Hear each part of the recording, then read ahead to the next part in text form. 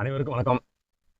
பெரியோர்களே, சகோதரர்களே, தமிழ் மக்களே, நண்பர்களே, அன்பு அஸ்ட்ராலஜி சேனல் வழங்கும் அன்பே யோகம் நிகழ்ச்சியில் கேபி அஸ்ட்ராலஜி முறையில் எவ்வாறு கிரகங்கள், நட்சத்திரங்கள் நம்மளுக்கு பலன்களை வழங்குகின்றன, அதை பார்த்து எவ்வாறு நம் வாழ்க்கையில் பாதையை தேர்ந்தெடுத்து அந்த பாதை சரியாக இருக்குமா என்பதை ஆய்வு செய்து நல்ல பாதையை தேர்ந்தெடுத்து செல்வதற்கே ஜோதிடம் பார்க்கின்றோம். அதற்காக இந்த வீடியோ பதிவுகளை போட்டுக் கொண்டிருக்கிறோம். இப்பொழுது புதன் என்றாலே உங்களுக்கு மெர்க்குரி அப்படின்னு சொல்லுவாங்க. கண்களால் பார்க்க முடியாது, அந்த அளவுக்கு வெளிச்சம். காரணம் என்னன்னு கேட்டால் சூரியன் பக்கத்திலே இருக்கிறதுனால சூரியனின் ஆற்றல் நிறைய புதன் பகவானுக்கு இருக்கு. ஏற்கனவே சூரியன் ஆன்மாக்காரகன்னு சொல்லுவோம். இப்ப இந்த சூரியன் அப்படிங்கிற ராஜாவுக்கும் சந்திரன் என்ற ராணிக்கும் பிறந்த நவகிரகங்கள் இளவரசன் அப்படின்னு பெரியவங்க சொல்லி வச்சிருக்காங்க. அது ஒரு பக்கம் இருக்கட்டும். அப்ப ஒரு நாட்டின் இளவரசன் எப்படி இருக்கணும்? எப்போதும் இளமையாகவும் துடிப்பாகவும் அதி புத்திசாலியாக இருக்கணும். அதுதான் பாயிண்ட். இந்த புத்திசாலின்னு எடுத்துட்ட புதன் நம் உடலில் ஓடக்கூடிய கோடிக்கணக்கான நரம்புகள், அந்த நரம்புகளுக்கு புதன் தான் அதிபதி. புதன் சரியில்லைன்னா நரம்புகள்லாம் பலகீனமாயிரும். இந்த புதன் சரியா இருந்தா உங்க மூளையே கம்ப்யூட்டரை விட வேகமா செயல்படும். கம்ப்யூட்டர் நம்ம தான் கண்டுபிடிச்சோம். அந்த கண்டுபிடிச்சவர் யாருன்னு கேட்டீங்கன்னா புதனுடைய ஆற்றலை பெற்றவர். அதே மாதிரி கணித மேதையின் ராமானுஜர் போன்ற மாபெரும், அவங்கள சித்தர்கள் சொல்லலாம், அந்த அளவுக்கு இன்றைக்கும் அமெரிக்காவில் இன்ஸ்டியூட்டில் அங்கே இருக்கக்கூடிய முக்கியமான ஆய்வு மையங்கள் எல்லாம் இவருடைய புத்தகங்களை வச்சு இன்னும் அந்த அவர் கொடுத்த கணக்குகள் ஆய்வு பண்ணுறாங்கன்னா நம்ம இந்திய நாட்டுக்கே பெருமை. அது காரணம் புதன். அதனால ஒரு ஜாதகத்தில் புதன் நல்லா இருந்தா எப்படியெல்லாம் ஒரு மனிதன் இருப்பான்? அரசனை போல் வாழ முடியும்னு சொல்றாங்க. ஏன் அரசனை போல் வாழ முடியும்? அரசருக்கு எல்லாம் தெரியும். இருந்தாலும் அரசர் ஒரு மந்திரி கிட்ட ஆலோசனை கேட்பார். ஏன் கேட்கிறாரு? அந்த மந்திரிக்கு தாங்க அந்த மதிநுட்பம் இருக்கும். அதான் ஒரு மந்திரிக்குள்ள மதிநுட்பம் வேணும் அப்படின்னா புதனுடைய ஆற்றல் வேணும், அவருடைய அனுகிரகம் வேணும்னு சொல்றது. அந்த தளபதி அந்த மந்திரி ஆலோசனை கூறுவார் அரசருக்கு, இப்படி போனா நல்லது அப்படின்னு. அப்ப அரசருக்கு இணையாக பக்கத்திலே வச்சிருப்பாரு அவரை. அது யாருன்னா புதன். இந்த புதன் நம்ம ஜாதகத்துல எப்படி இருக்கோ அதை பொறுத்து தாங்க நம்மளுக்கு இந்த அறிவு அப்படிங்கிறது வேலை செய்யும். மெயினா கல்விக்கு காரகன் புதன், அதனால வித்யாகாரகன் சொல்லுவோம். அப்ப இந்த புதன் அறிவுக்கு காரகன் எடுத்துட்டா, அறிவு என்பது தெளிவா இல்லைன்னா எல்லாத்திலும் தோல்வி தானே. அது சரியா இருந்தா தெட்டி தானே. அப்ப புதன் சரியா இருக்கணும் தானே. இந்த உலகத்துல கோடி கோடியா சம்பாதிக்கணும், சமுதாயத்தில் ஒரு அந்தஸ்து வரணும் நினைக்கிறவங்களுக்கு இந்த வீடியோ பதிவு அவசியம் வேணும். எல்லோரும் போற்றத்தக்க வாழ்க்கை, எல்லோரும் மதிக்கத்தக்க வாழ்க்கை. பொதுவா புதன் திசை வந்தாலே புத்திகாரகன் திசை வந்துருச்சு, நீ ஓகன் இருக்கும் அப்படின்னு சொல்லுவாங்க. உண்மைதான். ஏன்னா புதன் என்பதே அவருடைய அறிவுக்கு விருந்து. செவ்வாய் நம்ம ஓட்டு வரோம். செவ்வாய் ஜாதகத்தில் சரியில்லைன்னா வீரம் இருக்காது. சனி சரியில்லைன்னா உழைக்க மாட்டான். சூரியன் சரியில்லைன்னா தந்தையோடு சண்டை போட்டுக்கிட்டே இருப்பான். அவனுடைய ஆன்மா காரகன் சூரியன், நோய் சக்தி இருக்காது. அதனால சூரியனை சிம்மராசியில வச்சிருக்காங்க. அணுக்கள் இதயம் பேரு அந்த சிம்மராசி. ஒவ்வொரு கிரகமும் அவனுக்கு எப்படி இருக்கோ அதை பொறுத்து தானே அவன் வாழ்க்கை இருக்கு. அப்ப இந்த புதன் கிரகம் சரியில்லைன்னா அறிவு இருக்காது அப்படின்னு சொல்லுவாங்க. எப்படி செவ்வாய் சரியில்லைன்னா வீரம் இருக்காதுன்னு சொல்லுவோம், அதே மாதிரி புதன் சரியில்லைன்னா அறிவு இருக்காது.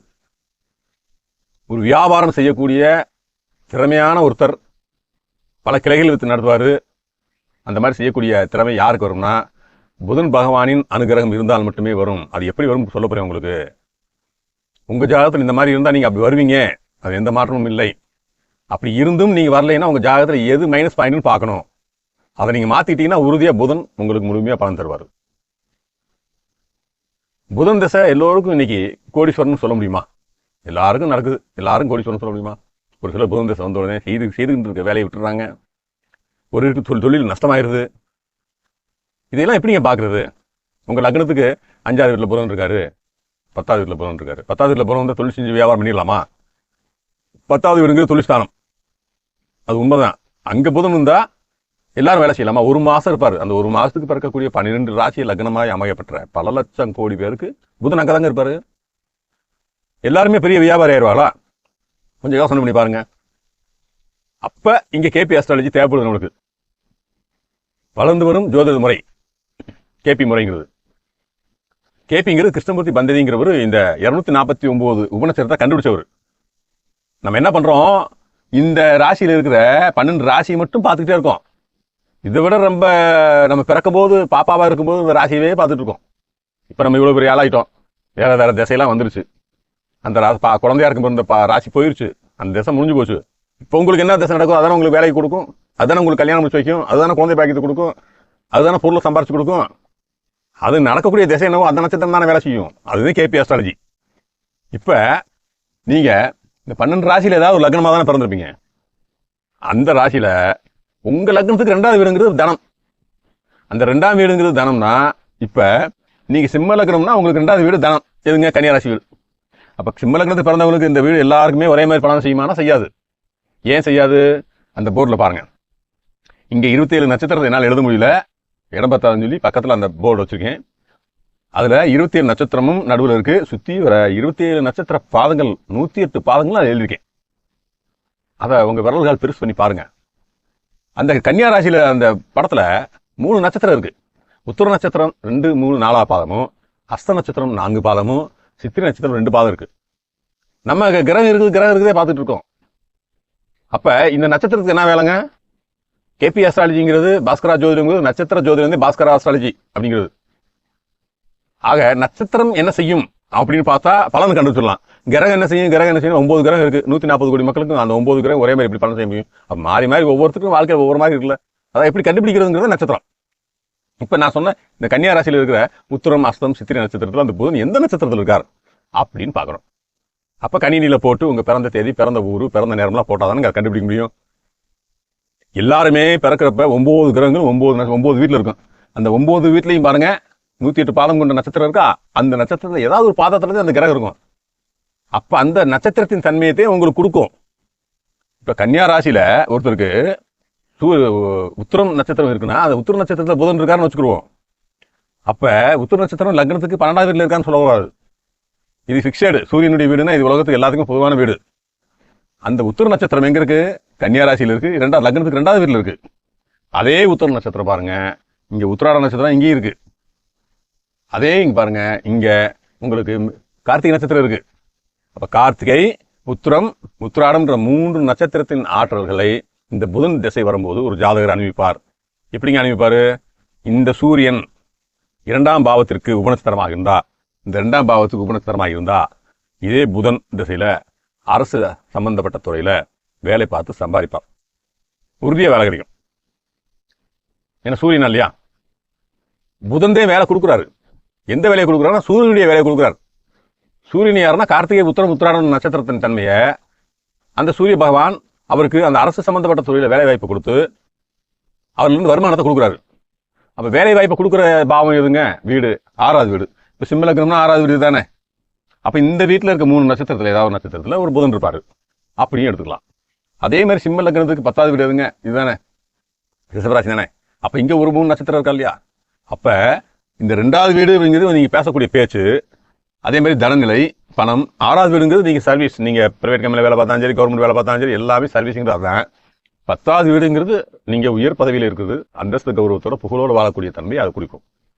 இந்த 2, 6, 10ங்கிற வீட்டுக்கு உபநட்சத்திரமா புதன் உங்களுக்கு வந்துட்டாருன்னா அசைக்கவே முடியாதுங்க. உங்க பேச்சுல ஒரு நளினம், சமயோஜித சிந்தனை, தனவரவு வந்தாலும் பணம் வந்தாலும் அதை எப்படி சேமிக்கிறதுங்கிற ஆற்றல், வந்த பணத்தை தொழிலாளர்கள் எப்படி வேலை வாங்குறது, 10ஆம் பாவம் நிர்வாகத்திறமை, இத்தனையும் சேர்ந்து உங்களை அந்த புதன் தசை 17 வருஷம் அற்புதமா பெரிய ஆளாக்கி விட்டுரும். இந்த மாதிரி நடக்கிறப்ப தாங்க ஒவ்வொருத்தரும் அவங்க செய்யக்கூடிய தொழில அடுத்தடுத்து பிரான்ச் ஓபன் பண்ணி நிறைய பிசினஸ் பண்ணுவாங்க. பாத்தீங்களா, நிறைய வேலையாட்கள் இருப்பாங்க. அப்ப அத்தனை பிசினஸ் பண்றவங்களுக்கு ஒரே இடத்துல தான் உட்காந்து பண்றாங்க. காரணம் அறிவு. கல்விக்கு காரகன் புதன், சமயோஜித புத்திக்கு காரகன் புதன். அதனால அந்த அறிவை வச்சு அவங்க அந்த பிசினஸை எப்படி மெயின்டெனன்ஸ் பண்றது, எப்படி போனா அந்த பிசினஸ் நம்ம வாழ்க்கையில முன்னேற்றமான பாதை கொடுக்கும் அப்படிங்கிறது அவங்களுக்கு அந்த புதன் அந்த ஆற்றல் கொடுப்பாரு. அந்த அளவுக்கு புதன் வந்து நமக்கு நல்லதே பண்றாரு. நம்ம ஜாதகத்துல நம்ம வாங்கிட்டு வந்த விதி நல்லா இருக்கணும். அந்த விதியை நிர்ணயிக்கிறது தான் கேபி அஸ்ட்ராலஜியில 12 வீடுகள் இருக்க நட்சத்திரங்கள். அந்த 12 வீட்டில் இருக்கிற நட்சத்திரம் உங்க லக்ன புள்ளி எதில் ஆரம்பிக்குதோ அதை பொறுத்து அந்த வீடு அமையும். அப்ப உங்கள் ஜாதகத்துல புதன் 2, 6, 10ஆம் பாவம் நட்சத்திரமாவோ அல்லது உபநட்சத்திரமாவோ இருந்தா நீங்க அரசாங்க வேலையில் உயர போறீங்க.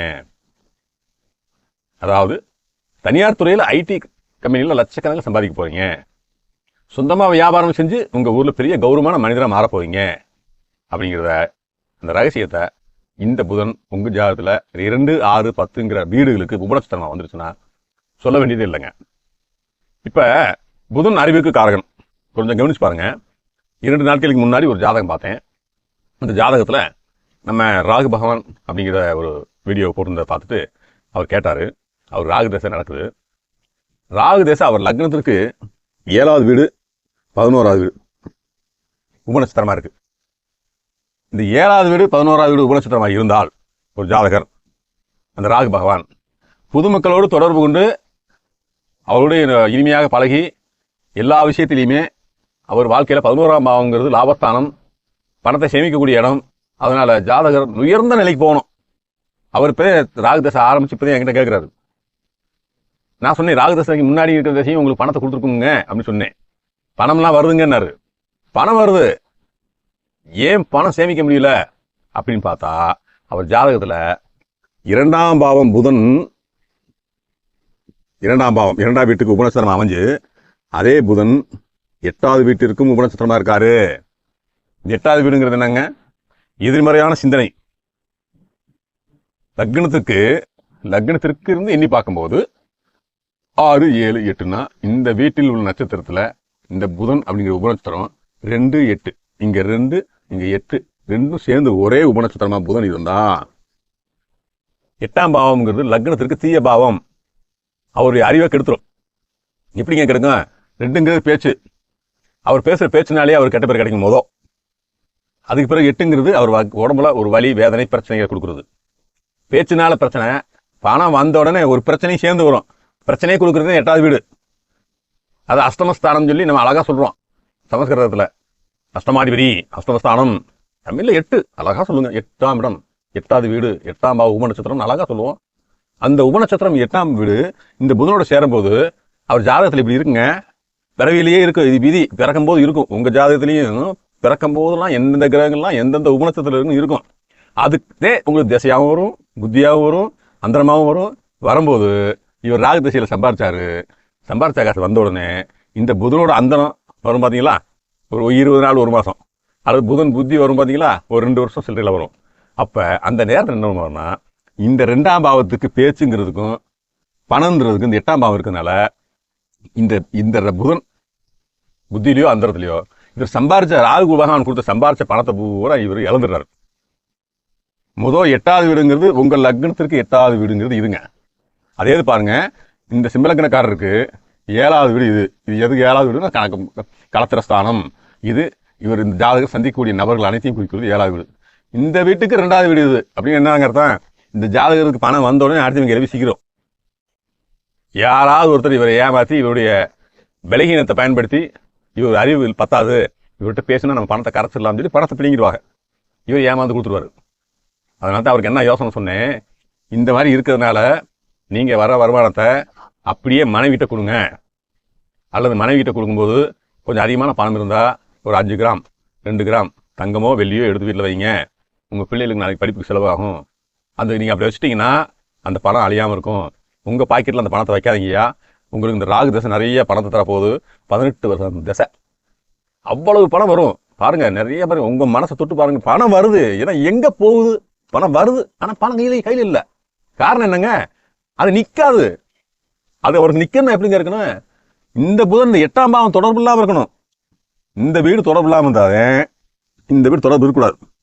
இந்த புதன் நின்ற நட்சத்திரம் 6ஆம் பாவமாவோ 10ஆம் பாவம் இருந்தோ இந்த பணத்தை அப்படியே மல்டிபிள் பண்ணி பெரிய கோடீஸ்வரன் ஆயிடுவாருங்க. இதை விட ரொம்ப மோசமான விஷயம் என்னன்னு கேட்டீங்கன்னா, இதே புதன் லக்னத்திற்கு இந்த லக்னத்திற்கு 8வது வீடு, அதே லக்னத்திற்கு 12ஆம் வீடு. இந்த வீடு இந்த 8, 12ஆம் வீட்டுக்கு இந்த புதன் உங்களுக்கு உபநட்சத்திரமா வந்தா கல்வியே படிக்க மாட்டாரு. வெறும் 8ஆம் பாவம் மட்டும் அவருக்கு இருந்துச்சு. நான் உங்களுக்கு சொன்னேன், அவர்கிட்ட கேட்டேன், நீங்க என்னங்க சின்ன வயசுல படிச்சிருக்கவே மாட்டீங்க அப்படின்னு சொன்னேன். அவங்க நான் படிப்பே வரலங்க, அவர் பேசும்போது தெரியுது அவருக்கு நாலேஜ் பர்சன்ட் இல்லை அப்படின்னு தெரியுது, படிக்கலைங்க அப்படிங்கிறாரு, வருத்தப்படுறாரு. நீங்கள் வருத்தப்படாதீங்க, படிக்கலைனாலும் கூட இந்த திசை உங்களுக்கு நல்லா இருக்கு, பணத்தை மனைவிட்ட கொடுத்து சேமிச்சு வைங்க, பேங்க்ல ஃபிக்ஸட் டெபாசிட் போடுங்கன்னு சொன்னேன். சரிங்கட்டார். அப்போ நம்ம ஜாதகத்தில் பிறக்கும்போது இப்போ நடக்கக்கூடிய திசை பணத்தை தரும், ஏற்கனவே நடக்கக்கூடிய திசையும் பணத்தை கொடுத்துருக்கும். ஆனால் வர்ற பணத்தை பூரா சேமிக்க தெரியணும், அந்த பணத்தை 10,000 ரூபா வரதான் 20,000 ரூபா ஆக்க தெரியணும். அப்போ இதையெல்லாம் செய்யறது எதுங்க? அறிவு. அந்த அறிவுக்காரன் புதன் நல்லா இல்லைன்னா அவர் அதெல்லாம் செய்ய முடியுமா? பெரிய கோடீஸ்வரனா இருந்தாலும் அவன் வச்சிருக்க சொத்தை மெயின்டைன்ஸ் பண்றதுக்கு படிப்பு இருக்கணும். கூட ஒருத்தன் வேலைக்கு வச்சுட்டு நீயே படிப்பா, நீயே பார்த்து சொல்லுன்னு லெட்டர் கூட படிக்க தெரியலன்னா இந்த கூட இருக்கிற எல்லாத்தையும் சுருட்டிட்டு போயிருவான். அப்ப கல்வி அறிவுங்கிறது நாம் வாழக்கூடிய வாழ்க்கையில இருக்கக்கூடிய சொத்தை காப்பாற்றுறதும் அந்த கல்வி தான். அப்ப கல்வி அறிவு அப்படிங்கிறது இல்லைன்னா, கணக்கு பார்க்க தெரியல அப்படின்னா, இயற்கையாவே நம்மளுக்கு அந்த புதன் பகவான் ஜாதகத்துல கெட்டு 8, 12ஆம் பாவத்துக்கு வந்தார்னா என்னங்க ஆகும்? யாரா இருந்தாலும் அங்க பணம் வரும், அதை பாதுகாப்பு பண்ண தெரியாதுங்கிறத இங்க முக்கியமுங்க. தயவு செஞ்சு ஜாதகத்துல எதெல்லாம் நம்மளுக்கு மைனஸா இருக்கு, எதை பாதுகாப்பு பண்ண தெரியாது, எது நம்ம கையை விட்டு போகும்போதெல்லாம் பார்த்து சொல்லிடலாம். அந்த மைனஸ் பாயிண்ட்ல இருக்கிறத பூரா நம்ம மாத்திக்கிட்டோம்னு வச்சுக்கோங்க. அப்ப அந்த சிஸ்டமேட்டிக்கா நம்ம அதை மாத்திக்கிட்டோம்னா எல்லாமே நம்ம கையில நிற்கும். ஏங்க உங்க கையில பண்ண முடியல, உங்க பிள்ளை பேர்ல பிக்சட் டெபாசிட்ல போட்டா இருக்கும்ல, அது உங்க குடும்பத்துல தான் உங்க இருக்கு. மனைவி கிட்ட கொடுத்தா இருக்கும்ல, அது உங்க குடும்பத்துல தான் இருக்கு. அதனால சமயோஜித புத்தியோட செயல்படுறதுக்கும் மந்திரிக்குள்ள மதிநுட்பம் வேணும்னா புதன் பகவான் ஜாதகத்துல 2, 6, 10 நிலையில இருந்தா நல்ல சர்வீஸ் இருக்கும், பெரிய கலெக்டரா கூட ஆகலாம், நிறைய பிசினஸ் பண்ணலாம். அதே புதன் பகவான் 8, 12ஆம் வீட்டிற்கு, லக்னத்திற்கு 8ஆம் வீட்டுக்கும் 12ஆம் வீட்டுக்கும் உபநட்சத்திரமா அமைஞ்சா எல்லா பிரச்சனையும் சந்திப்பார். இப்ப இவர்கிட்ட கேட்டங்க, ஏன்னா 5ஆவது வீட்டுக்கு புதன் இருக்காரு. புதன் 5ஆவது வீடு கூடவே 8ஆவது வீடுங்களா. 5ஆவது வீடுங்கிறது காதல், 5ஆவது வீடுங்கிறது குழந்தை. ரெண்டும் சேர்ந்து ஒரே புதனா இருக்காரு அவருக்கு. புதன் அப்படின்னா இந்த ரெண்டையும் சேர்த்தே கொடுப்பாரு அவருக்கு. அப்ப என்ன, இந்த 8ஆவது வீடு வந்தோடனே அறிவு கெட்டு போகுது.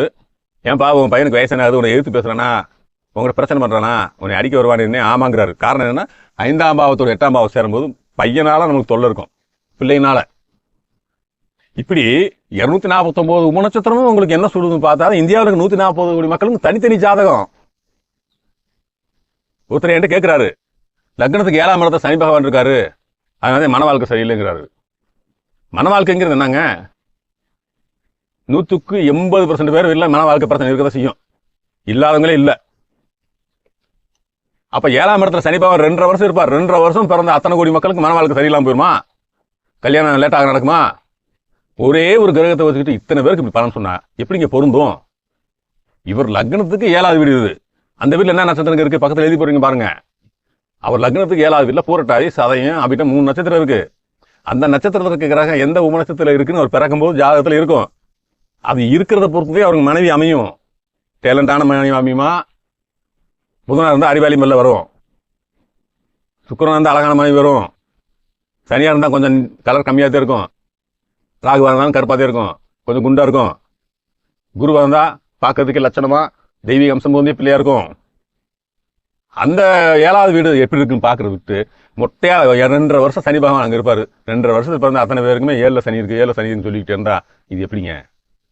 அதனாலதான் நம்மளுடைய 249 உபநட்சத்திரம் இந்த வீட்டுக்குள்ள ஒளிஞ்சிட்டு இருக்கு. இப்ப பாருங்க, அதுல 27 நட்சத்திரம் உள்ள இருக்குல்ல, அதை பிரிச்சோம்னா 108 பாதம் இருக்குல்ல, அந்த 108 பாதத்துக்குள்ள 249 உபநட்சத்திரம் இருக்குங்க. உபநட்சத்திரம்னா அந்த நட்சத்திரம் தாங்க கிரகம்.